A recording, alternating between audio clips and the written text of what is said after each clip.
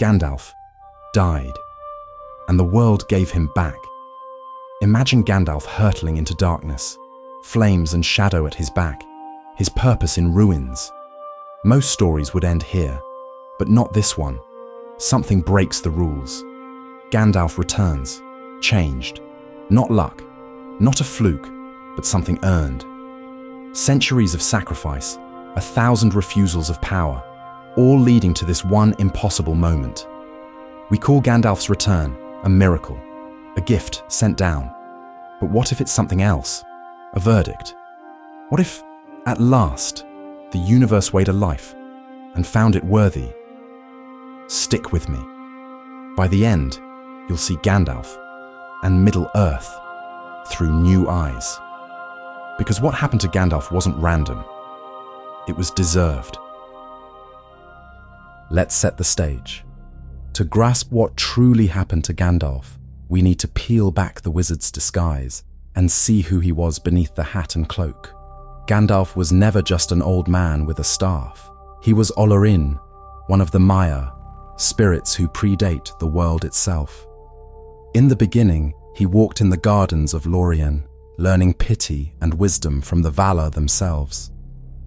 For Gandalf to leave that world was itself a sacrifice, a willing step into exile for the sake of a world on the brink. Imagine leaving behind a realm of light and music for a land of shadow and struggle, choosing loneliness just for the hope you might help others.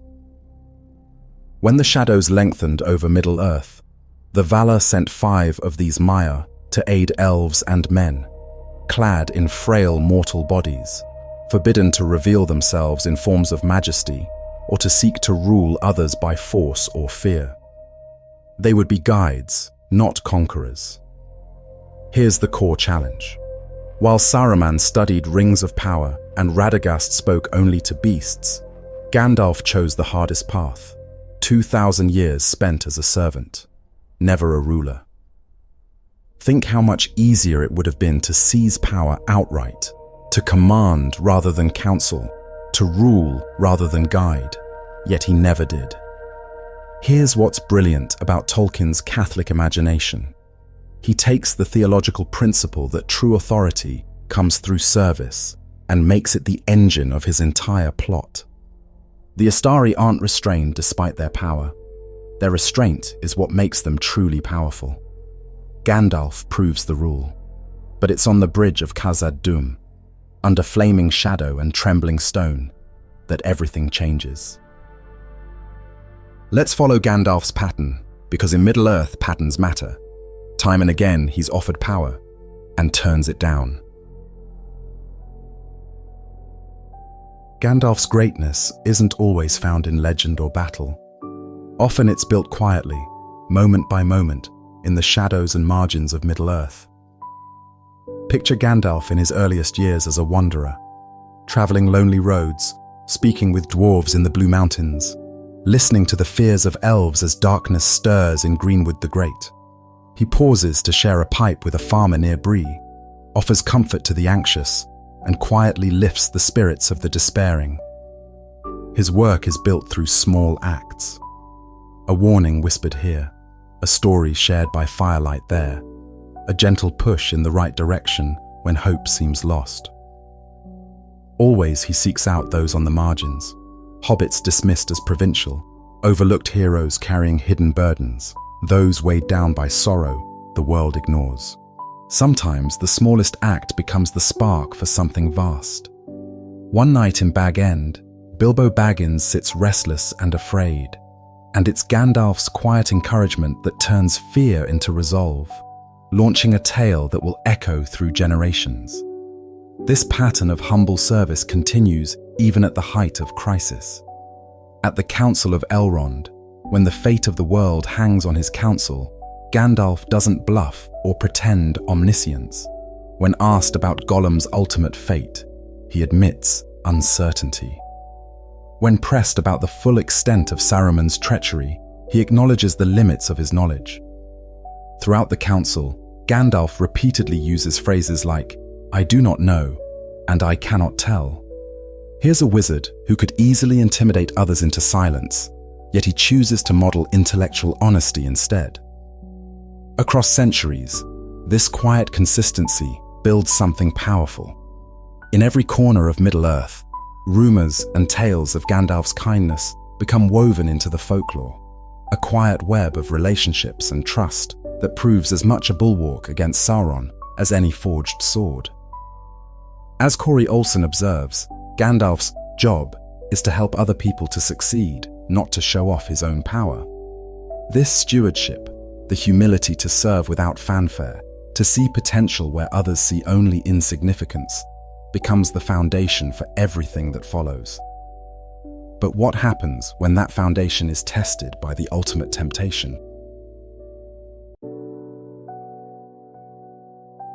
It's tempting to imagine Gandalf's only great test was the One Ring, but Tolkien's world is full of subtler trials, some as insidious as any dark artifact. When the White Council offers him its leadership, he declines, sensing how ambition can twist even the noblest intent. Here's what's brilliant about this. Tolkien is showing us that the very act of refusing power is what makes someone worthy of it. Every time you've seen a character in fiction reluctantly accept leadership, they're following Gandalf's template. Time and again, rulers and lords invite Gandalf to stay, to wield authority in Gondor, or to command among the Rohirrim. Each time, Gandalf refuses crowns and titles, preferring instead to plant seeds of hope and let others harvest the fruit. Think about it. Saruman studied power, catalogued it, craved it. Radagast forgot about it entirely, lost in his birds and beasts. But Gandalf, he carried it like a burden he was afraid to put down too quickly, always asking, "Who needs this more than I want it?" That's why, when we see him return in white, Tolkien gives us that perfect line. Indeed, I am Saruman, one might almost say, Saruman as he should have been. There's always the invitation to rest, to be celebrated, or to wield his influence directly. But Gandalf's greatness lies not just in refusing power, but in using his gifts to elevate others. Letting Aragorn discover his own strength, encouraging Frodo to find unexpected courage, awakening hope where none seems possible. As Michael Drought writes, the great danger in Tolkien's world is always power itself, especially the desire to wield it over others. Gandalf's wisdom is his refusal to dominate, to trust that real victory comes through sacrifice, not conquest. But Gandalf's greatest trial wasn't the ring, or even the White Council. It was what waited beneath Khazad-dûm. Now imagine the bridge of Khazad-dûm. Fire reflects off ancient stones. The Fellowship freezes in terror as the Balrog emerges. And here's a detail that's easy to miss. It isn't just any foe. At the bridge, Legolas cries out, "I, a Balrog is come." Gandalf later recounts his battle with the Balrog to Aragorn, Legolas, and Gimli in Fangorn Forest. There, he names it. A Balrog of Morgoth, what an evil fortune, and I am already weary. Gandalf isn't just fighting a monster, he's fighting the legacy of the first Dark Lord, the original corruption of his own kind. This is personal. When Gandalf declares, "I am a servant of the secret fire, wielder of the flame of Anor, you cannot pass. The dark fire will not avail you, flame of Udun. Go back to the shadow. You cannot pass." He's not just being poetic. As Tolkien scholar Verlin Flieger explains, the secret fire is that which imparts being, the divine spark at the heart of all creation. Gandalf isn't just invoking poetry, he's grounding himself in the source of all good, a reality Morgoth and Sauron can only mock. He is, above all, a servant, not a master, not a tyrant. He puts himself between evil and those he loves. When the bridge collapses, Gandalf could save himself. Instead, he falls with the Balrog, fighting beneath the world. For a time that cannot be measured, Gandalf drifts beyond the circles of the world, neither living nor dead, caught in a silence deeper than sleep. His journey echoes that of Glorfindel, another who died a heroic death and returned. But Gandalf's trial is even deeper. He faces the loss not just of body, but of self, and the test is whether his long years of humility and sacrifice will hold in the void. What ultimately determines Gandalf's fate is not a single act, but the sum of 1,000 choices, a ledger written not in victories, but in restraint and service. Imagine a cosmic scale, each moment of humility and mercy adding weight until, at last, it tips in his favor. Recall a few scenes. Gandalf's most famous refusal of power comes early, when Frodo offers him the ring in Bag End. Tolkien writes, "But I have so little of any of these things. You are wise and powerful.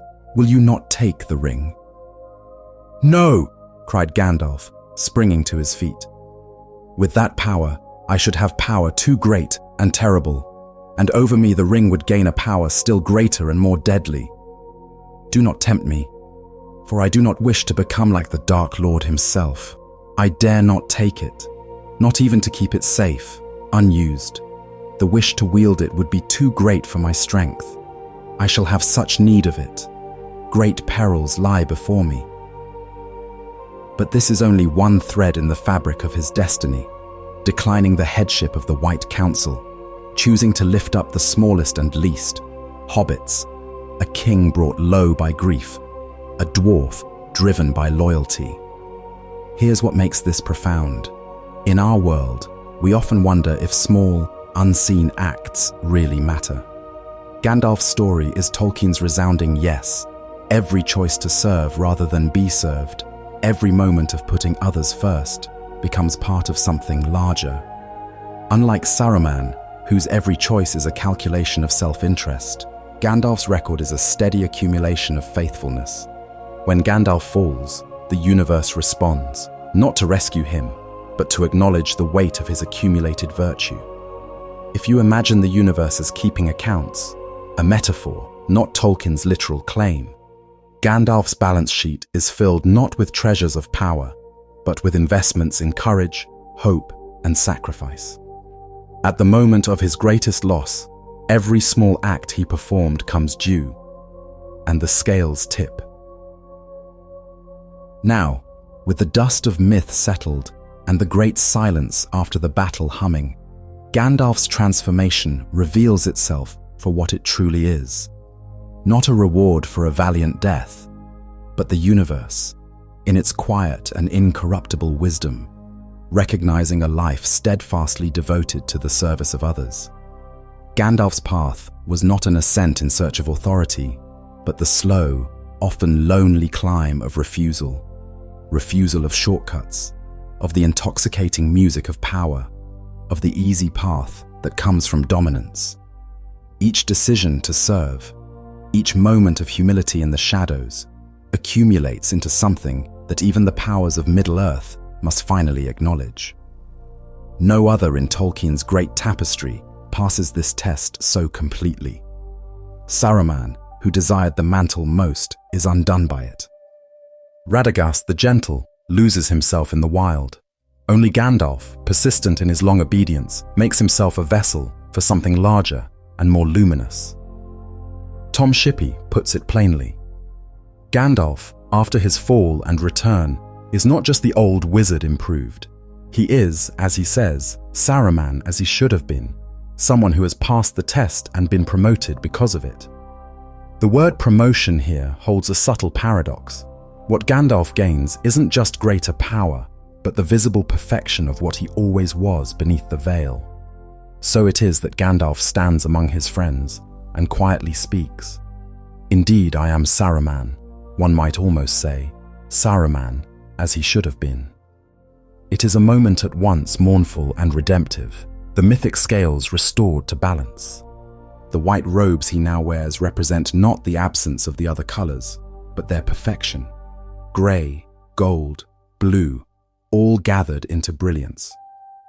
In Tolkien's moral architecture, power does not flow to those who clamor for it. It rises to those who have made themselves empty for the sake of others. Gandalf's new stature is not a miracle bestowed, but a harvest reaped. The inevitable flowering of a life lived in the shadowed places for the light of others.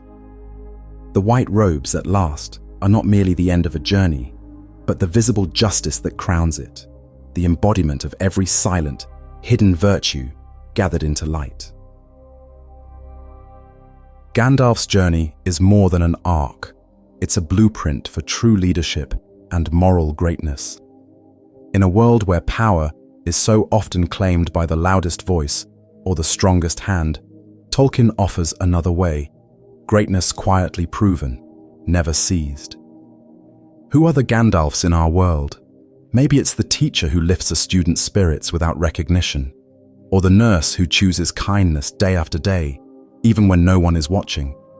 Picture those in your own life who wield authority gently, mentors, parents, colleagues. How many are great, not because they sought it, but because they proved, over time, they could be trusted? Perhaps the truest test of character comes not on a bridge or in battle, but in our daily refusals of selfishness and our willingness to lift others up. In a world that celebrates dominance, Gandalf's way invites us to choose service, and in doing so, to shape a legacy that endures far beyond our time. Sacrifice, Tolkien suggests, has a power that echoes beyond the self. When Gandalf fell with the Balrog, he didn't just save the Fellowship. He proved that pure, selfless heroism is possible, even in a broken world. And here's the part many miss. Gandalf's return isn't just mercy or miracle, it's justice. He didn't get a second chance by accident. The universe saw what he had become and responded, finally, with perfect acknowledgement. When Gandalf returns, clothed in white and bearing the wisdom of all his trials, Middle-earth itself seems to breathe again. Shadows recede, hope is rekindled, and for one shining moment, the world remembers that true greatness is always, first and last, a matter of the heart. So the next time you read that moment, when Gandalf returns, don't just see resurrection, see recognition. See the universe itself saying, finally, someone who got it right. And maybe, just maybe, see a reminder that the best leaders aren't the ones reaching for crowns. They're the ones who keep their hands free to help others up. That's why Gandalf got exactly what he deserved, not punishment, but recognition. Not mercy, but justice. Not intervention, but acknowledgement. In Tolkien's legendarium, and perhaps our own, character is destiny, and sacrifice is never truly in vain.